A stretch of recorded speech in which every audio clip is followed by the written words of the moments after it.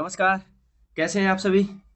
तो जैसा कि मैंने कल आपको पढ़ाया था कि इंट्रो पढ़ाई थी इंडियन ज्योग्राफी की, भारत के सामान्य भूगोल का भौतिक प्रदेश का जो इंट्रो पढ़ाया था। आज उसी के क्रम में उसी की क्लास को कंटिन्यू करते हैं और भारत की फिजिकल ज्योग्राफी में आज पर्वत को पढ़ते हैं। पर्वत और उसके जो श्रेणी है, माउंटेन रेंजेस हैं, उसके बारे में बात करते हैं। भारत का जो भौतिक प्रदेश है ना, ये बहुत बड़ा चैप्टर है। मैं 2 से 3 चैप्टर में कवर हो पाएगा छोटी-छोटी वीडियोज़ में। अन्यथा बड़ी वीडियो बनेगी तो फिर एक लेथार्जिक हो जाता है, एक बोरिंग सा फ़ील होता है, ओके? तो हम स्टार्ट करते हैं थोड़ा-सा यहाँ से। ये एक मैप है, देखो एनसीईआरटीज़ ने ना भारत के भौतिक भूगोल को 6 पार्टों में बाँटा है। याद रखना है, मैंने नीचे लिखा है, थोड़ा-सा मैं समझा देता हूँ पहले, ओके? जैसे देखो ये क्या है? ये क्या है? यहाँ लिखा है। ये वाला हिस्सा क्या है? ये प्रायद्वीप है, ठीक है? ये वाला हिस्सा क्या है? ये पर्वत है। ये क्या है पूरा? ये मैदान है। ये क्या है? ये कोस्ट लाइन है इंडिया की। ये पूर्वी कोस्ट लाइन हो गई। ये कौन सी कोस्ट लाइन हो गई? ये पश्चिमी कोस्ट लाइन हो गई। थोड़ा समझ लो ना, इंडिया के इधर इधर बगल अगल में क्या है। और ये कहाँ है? बंगाल की खाड़ी है। ये पश्चिम में क्या है? अरब सागर है। अरब सागर में ही क्या है? लक्षद्वीप है, ठीक है? और बंगाल की खाड़ी में क्या है? बंगाल की खाड़ी में क्या है? अंडमान निकोबार है, ओके? बांग्लादेश आपका ये रहा। मैपिंग करना बहुत जरूरी होता है, बिना मैपिंग के समझ नहीं आता चीजें कहाँ कौन कहाँ है। उसके बाद नेपाल अपन के कहाँ है? यहाँ। नेपाल से ऊपर ही तिब्बत है। तिब्बत ही पूरा का पूरा चीन का हिस्सा है। फिर ये वाला नेपाल के बगल में ही क्या है? सिक्किम है। ये बांग्लादेश। फिर सिक्किम के बगल में क्या है? भूटान। और ये अपना नॉर्थ ईस्ट वाला क्षेत्र, सेवन सिस्टर्स, ठीक है? ये समझ गए या ये पूरा मैप जो है, थोड़ा सा आइडिया आ गया है ना? ये आपका श्रीलंका, मैंने आपको लोकेशन वाली में बताया था। यहाँ क्या है? पाक स्ट्रेट है, यही मन्नार की खाड़ी, यही एडम्स ब्रिज है, ठीक है? अब पूछ लेगा कि अंडमान निकोबार कहाँ है? बंगाल की खाड़ी में। और अरब सागर में क्या है? लक्षद्वीप है। जो मैंने चैनल बताए थे ना आपको, मालदीव और निकोबार, मालदीव, ठीक है? ग्रेट निकोबार, अंडमान निकोबार कौन से चैनल के थ्रू जाता है? ये इन्हीं चैनलों की बात कर रहा था मैं आपको।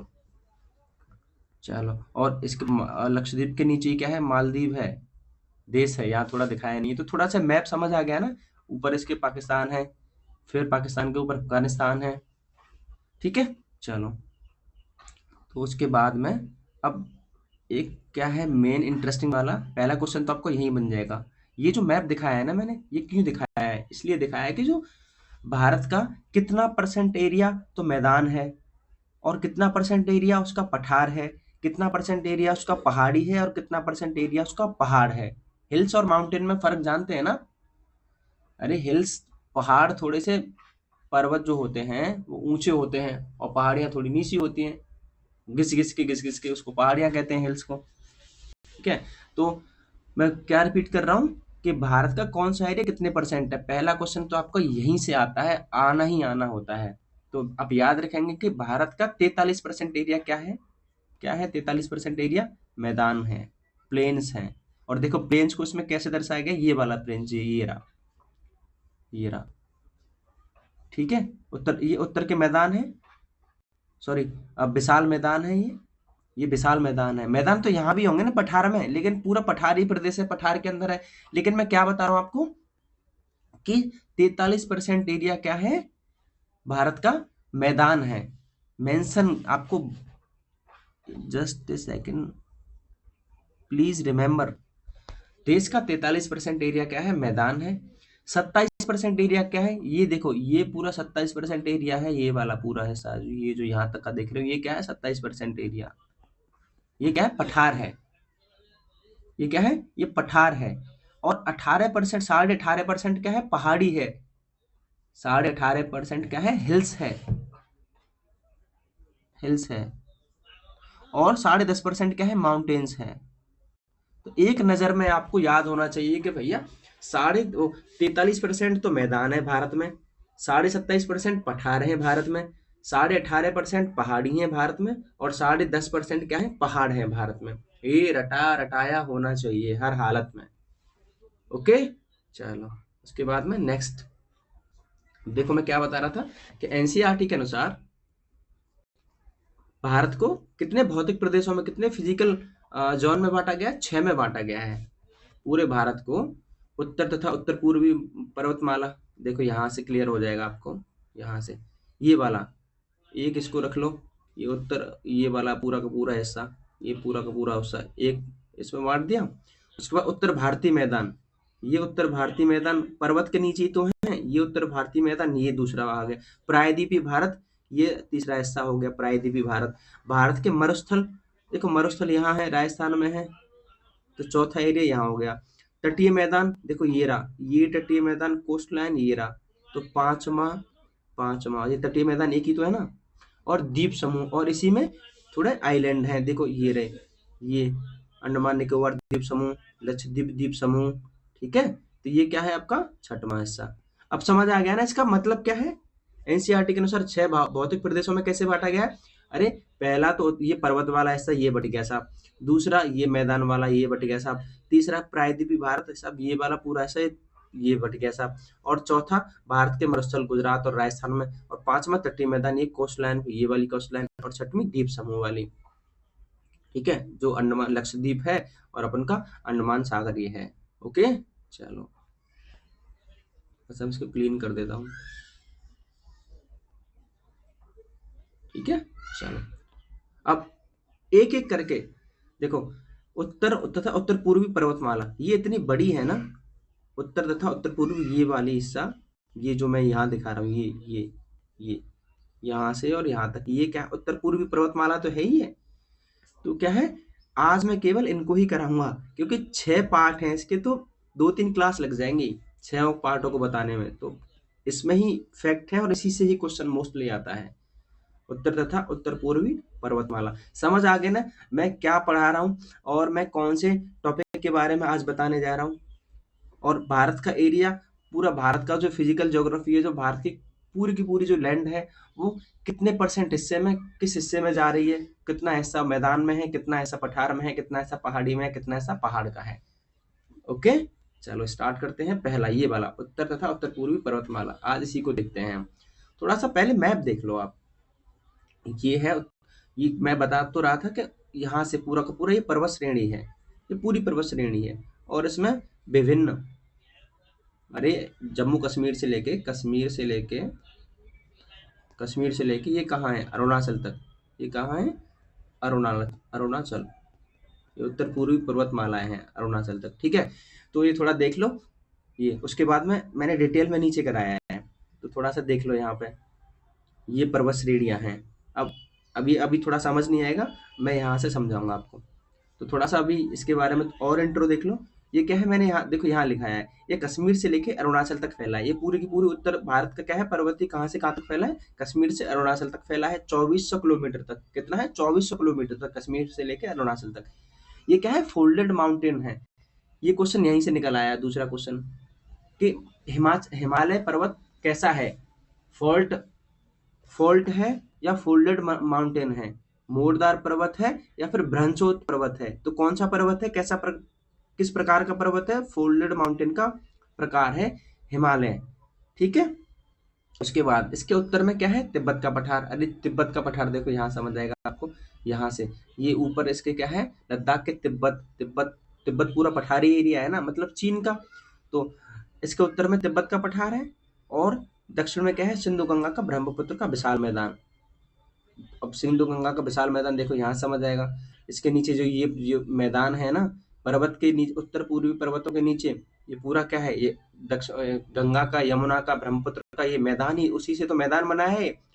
तो ये चीज यही तो कह रहा है, ये यही तो कह रहा है कि क्या है, दक्षिण में क्या है, सिंधु गंगा का विशाल मैदान है, इस पर्वत के नीचे क्या है, ये मैदान ही तो है, प्लेन्स ही तो है, जो मैंने आपको उसमें दिखाया है, मैप में दिखाया है, ठीक है। चलो उसके बाद अब इस पर्वत श्रेणी को, जो उत्तर भारत की जो पर्वत श्रेणी है पूरी की पूरी, उसको 4 भागों में बांटते हैं। कितने भागों में बांटते हैं, 4 भागों में बांटते हैं। पहले भाग को क्या कहते हैं, ट्रांस हिमालय, दूसरे भाग को बृहद हिमालय या महान हिमालय, इंग्लिश में ग्रेटर हिमालय, तीसरे भाग को क्या कहते हैं, लघु या मध्य हिमालय, मतलब लेसर या मिड हिमालय, चौथे उसको हिमालय को क्या कहते हैं, वाह या शिवालिक हिमालय। आपको याद रखना पड़ेगा। देखो स्टेप बाय स्टेप बता रहा हूँ, कंफ्यूजन आज के बाद क्लियर हो जाएगा, बिल्कुल बिल्कुल कंफ्यूजन नहीं रहेगा आपको। तो पहले पार्ट को पढ़ते हैं। उत्तर पूर्वी पर्वतमाला में 4 पार्ट हैं, ट्रांस हिमालय, बृहद हिमालय, लघु हिमालय और वाह हिमालय।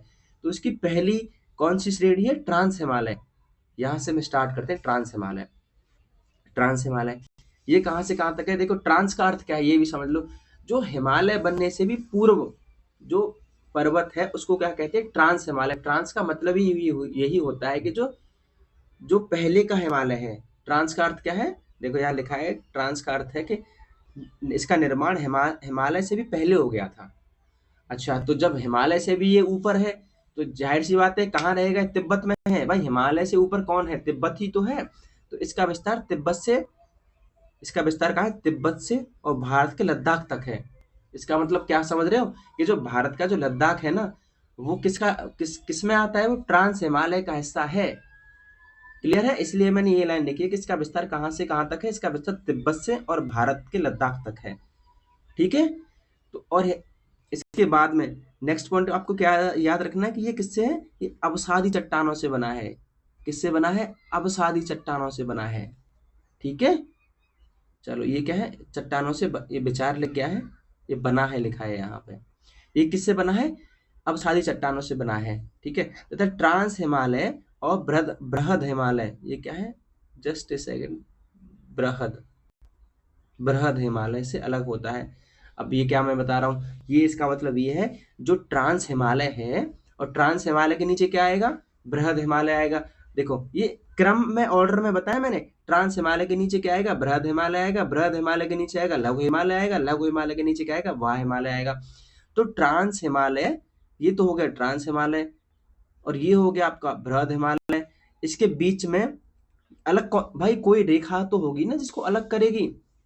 तो कौन सी रेखा अलग करती है, इसको, उस रेखा का नाम क्या है, सचर जॉन या फिर हिंज लाइन। यहाँ मैंने लिखा है सचर जॉन या फिर हिंज लाइन। ये क्लियर पॉइंट है ना आपको। ट्रांस हिमालय और बृहद हिमालय के बीच कौन सी रेखा अलग करती है ट्रांस हिमालय को बृहद हिमालय से, तो सचर जॉन या फिर हिंज लाइन। ये पॉइंट क्लियर है, मेंशन करना है ये वाला आपको ये लिखना पड़ेगा। ये अवसादी चट्टानों से बना है। ठीक है, लिखेंगे क्या आप, एक दो बारी क्लास को देखते रहना। मैं सबकी पीडीएफ भी डालने वाला हूँ, वैसे तो आजकल टेलीग्राम में बना के थोड़ा सा बिजी हूँ। तो ट्रांस हिमालय का मतलब समझ आ गया। उसके बाद बात करते हैं ट्रांस हिमालय में जो पर्वत श्रेणियां हैं, जो माउंटेन रेंजेस हैं, कौन सी है, काराकोरम है। कौन सी है, काराकोरम है, फिर लद्दाख है, फिर जास्कर है। थोड़ा सा मैं इसके बताने से पहले अब मैं ले चलता हूँ आपको कहाँ पर, इसमें मैप में देखो क्या बताया था मैंने, काराकोरम। ठीक है, काराकोरम देखो ये दिख रही है आपको, आपको फिर दिख गई ये लद्दाख दिख गई आपको, फिर आपको दिख गई जास्कर। मैंने यही तो बताया आपको कि ट्रांस हिमालय में 3 श्रेणियां हैं, काराकोरम, लद्दाख, जास्कर। तो कौन सी, देखो काराकोरम ये होगी आपकी, लद्दाख ये होगी आपकी, और जास्कर ये हो गई। तो इसका मतलब ये क्या है, लद्दाख का जो यहाँ से यहाँ तक का जो पूरा एरिया, देखो यहाँ से और यहाँ तक काराकोरम, ये वाला जो पूरा हिस्सा है, ये क्या है, ये ट्रांस हिमालय का हिस्सा है। और इसी में क्या है, 3 श्रेणियां हैं, काराकोरम है, लद्दाख है और जास्कर है। तो ये तो हो गए पर्वत। अब भाई पर्वत श्रेणियां हो गई, काराकोरम पर्वत श्रेणी, लद्दाख पर्वत श्रेणी और जास्कर पर्वत श्रेणी। अब इन पे भी तो पीक होंगी ना, इन पे भी तो माउंटेन, क्या नाम है, ऊंचाइयों वाली पीक होती हैं। तो काराकोरम श्रेणी पर ही क्या है, केटू है। जिस केटू को हिंदी में क्या कहते हैं, गॉडविन ऑस्टिन है। अरे हाईएस्ट पीक है काराकोरम की, केटू। और इसी पर क्या है, सियाचिन ग्लेशियर है, ये ध्यान रखना। अच्छा, लद्दाख श्रेणी पर क्या है, इसी पर कैलाश पर्वत श्रेणी है, कैलाश पर्वत श्रेणी है। और कैलाश पर्वत में और लद्दाख श्रेणी में ही सबसे हाईएस्ट रेंज क्या है, राकापोसी। राकापोसी आपको यहाँ मिल जाएगी, लद्दाख में राकापोसी, देखो ये रही राकापोसी। ठीक है, ये लद्दाख में ही है, समझ रहे हो ना, लद्दाख श्रेणी में राकापोसी। तो अब समझ आया, मैं फिर से रिपीट कर देता हूँ। पूरे हिमाचल को, पूरे हिमालय को हमने 4 श्रेणियों में बांटा है। पहले ट्रांस हिमालय में, दूसरा बृहद हिमालय में, तीसरा लघु हिमालय में और चौथा वाह हिमालय में। और उसके बाद हम एक एक करके पढ़ेंगे। हमने पढ़ा ट्रांस हिमालय। ट्रांस हिमालय में भी 3 श्रेणियां हैं। कौन सी हैं? काराकोरम, लद्दाख, जास्कर। और काराकोरम में भी केटू कॉर्बन ऑस्टिन है और सियाचिन ग्लेशियर है। उसके बाद लद्दाख श्रेणी में कैलाश पर्वत है और राकापोसी माउंटेन हिल है। और जास्कर में इसी प्रकार जास्कर है। जास्कर, अब जास्कर लास्ट वाली हो गई ना भाई। देखो ये क्रम ही तो चल रहा है, काराकोरम, फिर लद्दाख, फिर जास्कर। अब देखो लद्दाख जास्कर की खासियत क्या है? लद्दाख श्रेणी व जास्कर श्रेणी के बीच में सिंधु नदी बहती है। ये क्वेश्चन डिट्टो पूछा जाता है, पूछ लेता है कि ये बताओ कि सिंधु नदी कौन सी 2 श्रेणियों के बीच बहती है? तो लद्दाख श्रेणी और जास्कर श्रेणी। देखो यहाँ कहीं मेंशन होगा। ये तो रही आपकी लद्दाख, ये रही जास्कर। और देखो ये तीर का एरो वाला निशान जो बन रहा है ना, लद्दाख और जास्कर के बीच में यहाँ से सिंधु नदी बहती है। तो इस श्रेणियों का नाम ध्यान रखना कि कौन सी श्रेणी के बीच सिंधु नदी बहती है। हाँ, इसकी लद्दाख और जास्कर, ठीक है, इनके बीच में सिंधु नदी बहती है। सिंधु नदी, सिंधु नदी।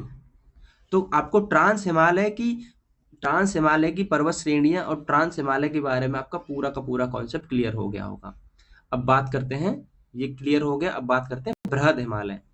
बृहद हिमालय, बृहद हिमालय को ही हम क्या बोलते हैं? ग्रेटर हिमालय, ठीक है। बृहद हिमालय को हम क्या बोलते हैं? ग्रेटर हिमालय, या फिर महान हिमालय, या फिर महान, या बृहद, या फिर ग्रेटर हिमालय, ठीक है। अच्छा, अब देख लेते हैं कहाँ से कहाँ तक है। तो ये कहाँ से कहाँ तक है? जम्मू कश्मीर में, जम्मू कश्मीर में है नंगा पर्वत। नंगा पर्वत से शुरू होती है और अरुणाचल में नामचा बरवा तक खत्म होती है। देखो ये रही आपका नंगा पर्वत, यहाँ से। महान हिमालय कहाँ से शुरू होता है? भाई सीधी सी बात है, ट्रांस हिमालय से तो नीचे शुरू होगा ना। तो कश्मीर में आ गए हम, लद्दाख से नीचे। अब तो नंगा पर्वत से लेके और देखो नामचा बरवा कहाँ से कहाँ तक है? ये रहा, देखो ये रहा नामचा बरवा, दिख रहा है आपको? अब समझ आया महान हिमालय कहाँ से कहाँ तक? कश्मीर से लेकर नामचा बरवा तक। तो और इसके बीच में जो भी श्रेणियां पड़ेगी वो सब पढ़ानी पड़ेंगी, सब बतानी पड़ेंगी पढ़ाने के साथ में। तो ये अब यहाँ आ जाओ, यानी हाँ देखो ये भी करके बताया।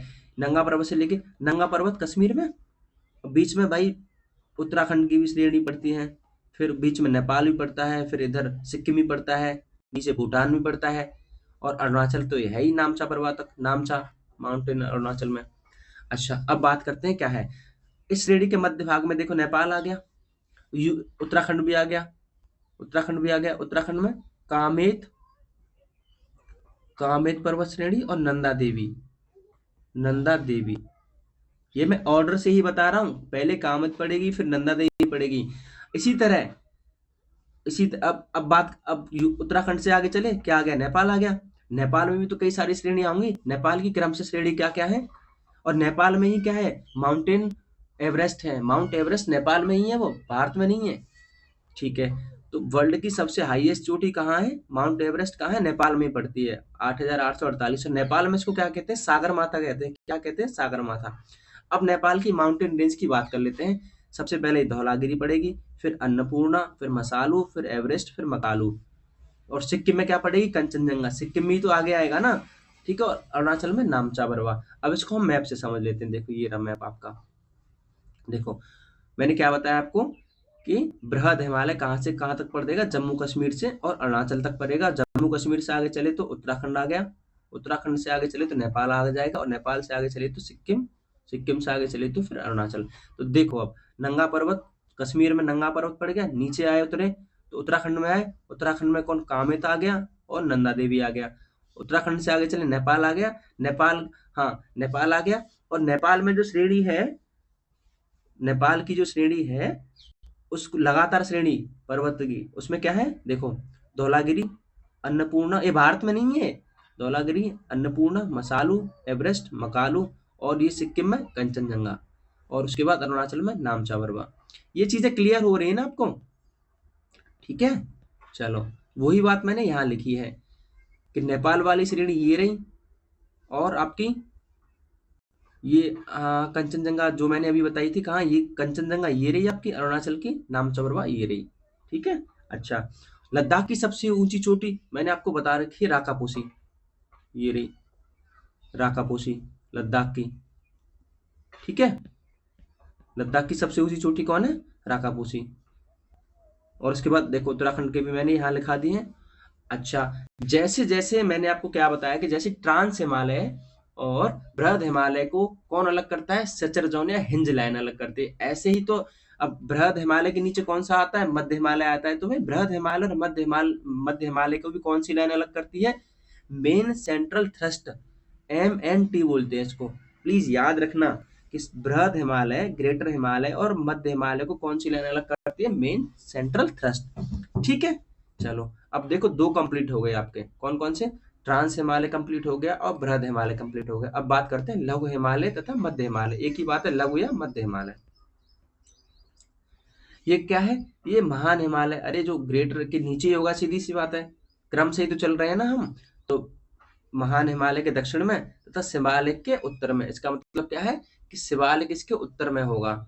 और मध्य हिमालय के दक्षिण में क्या है दक्षिण में, अरे महान हिमालय के दक्षिण में लघु मध्य, अरे ये है, मान लो इस तरह है कि महान हिमालय, महान से नीचे क्या आ गया, लघु हिमालय, और लघु के नीचे क्या आ गया, शिवालिक।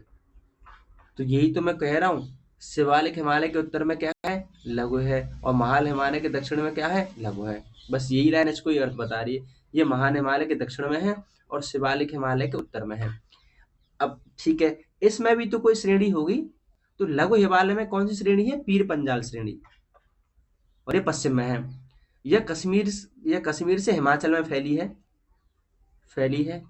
कहाँ से फैली है, कश्मीर से हिमाचल तक फैली है।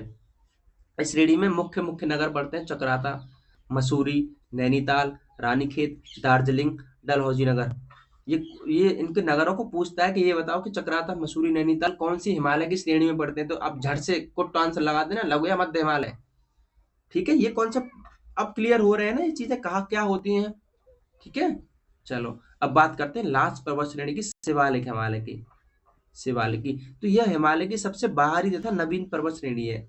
ये बाहरी, इसको आउटर हिमालय क्यों कहते हैं, इसका आउटर हिमालय इसलिए कहते हैं क्योंकि हिमाचल के सबसे दक्षिण में है और इस नवीन है, सबसे ज्यादा नवीन पर्वत श्रेणी है। अभी अभी बनी है, कुछ 100 वर्षों पहले ही, मतलब कुछ हजारों वर्षों पहले पूरा अभी बन रही है।